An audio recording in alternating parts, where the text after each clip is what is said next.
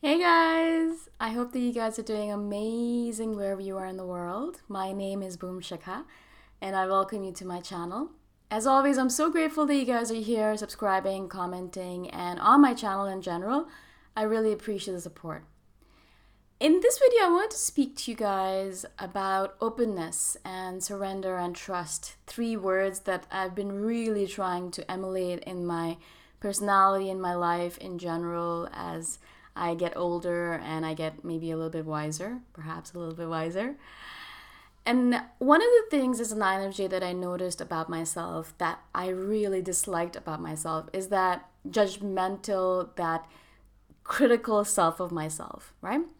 So not only am I judgmental and critical of myself, which is fine, I guess it makes me a little bit more perfect, or try to be more perfect, or try to be better, or try to be the best version of myself, which is great. It's nice. It helps me become better and better as time goes on.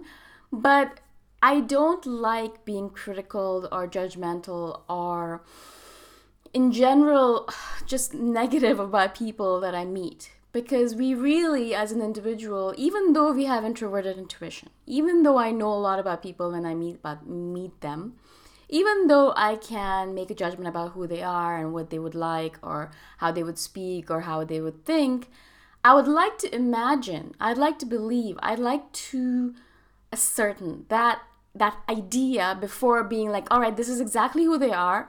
I don't need to make it certain. I don't need to confirm it. I'm just going to believe my ideas of this person and I'm going to dismiss them, put them into a box and run away from them. Which is typically what I would do in the past, right? Especially with men, because I've had negative experiences with men in the past. And so maybe with women, I'm a little bit more open and I'm like, we're sisters and they're awesome and blah, blah, blah. But with men, I'd instantaneously close myself off. Instantaneously, I'd judge them as a negative human being.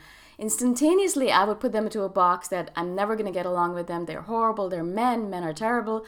And I would run away in the opposite direction, right?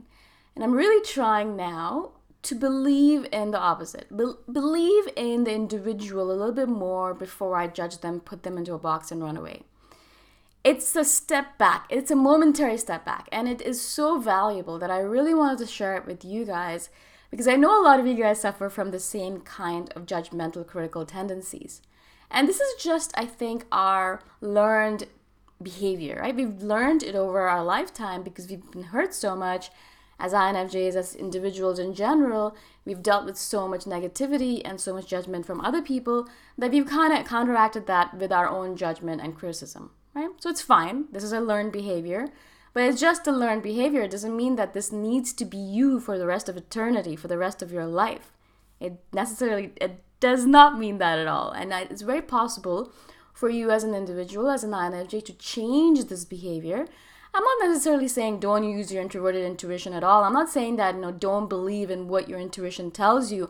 I'm not saying that don't try to understand people based on your intuition or don't make judgments on people.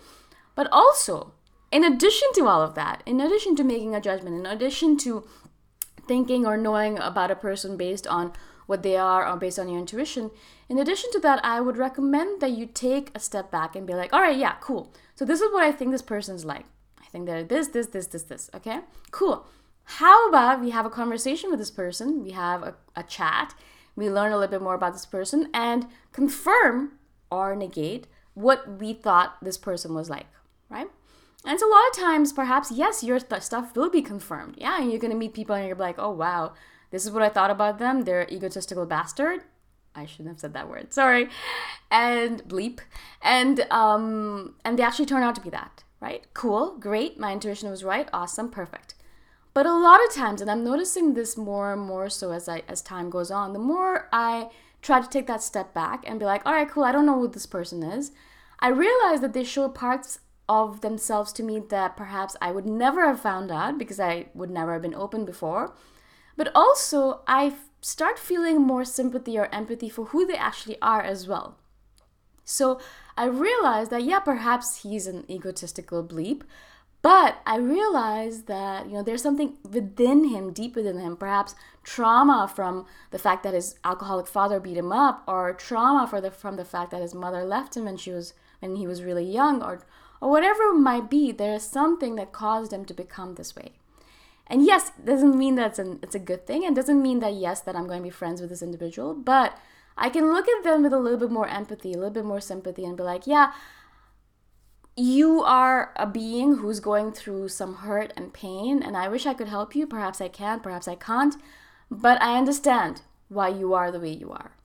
And that in itself is such a liberating thing, because I understand that people are born of their circumstances. They're not the way they are because they want to hurt people, or they want to hate people, or they want to put people down. I mean, most people want to be good. They want to be kind. They want to be generous. They want to be good. Yeah, in general, I think people have this tendency, or this inclination to wanting to be good.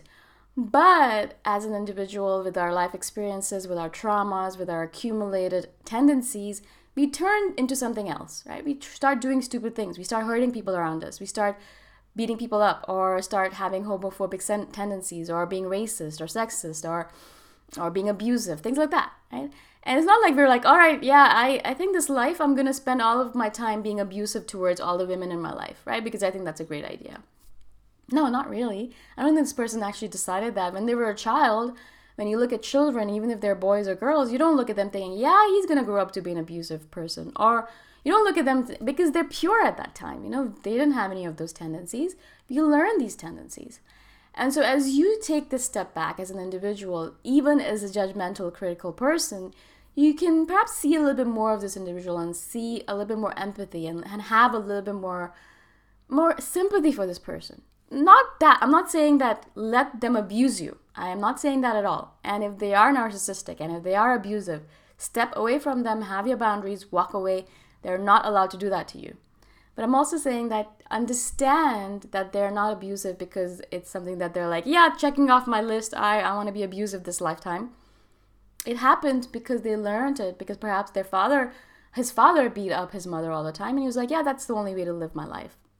Or perhaps that's the only thing that he was taught. There's nothing else that he could have done, right?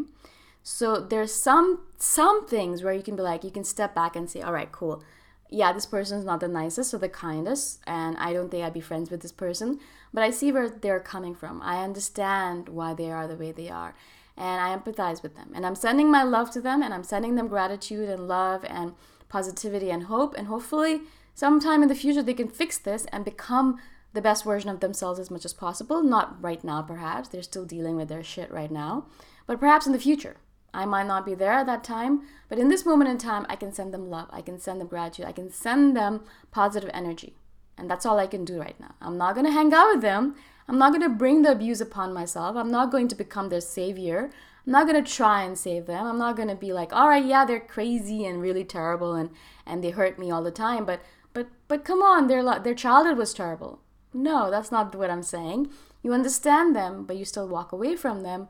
But you come from a space of love rather than from hate, or a space of openness rather than from closing yourself off, a space of surrender and trust rather than running away from people as soon as they reveal a bit of themselves to you. And I've been noticing in myself as I live in the world and I practice this, that it has caused me to see the beauty in people more and more rather than the negative parts of people. And there's beauty in everyone in some shape or form. Everyone has their own beautiful parts. And that has made me love people more and love humanity more rather than hating them like I used to in the past. Yeah. And I just want that for you guys as well. It's such a better way to live in the world rather than hating everyone. Having this sort of love or empathy for people, I find that it's so much more gratifying, so much more satisfying, and it relaxes me. Because I'm not always thinking, oh, I have to run away from people. I'm able to be relaxed and be like, all right, cool. Yeah, they have their shit to deal with and they have their traumas. But I don't necessarily have to run away from them. I can be around them and I can walk away.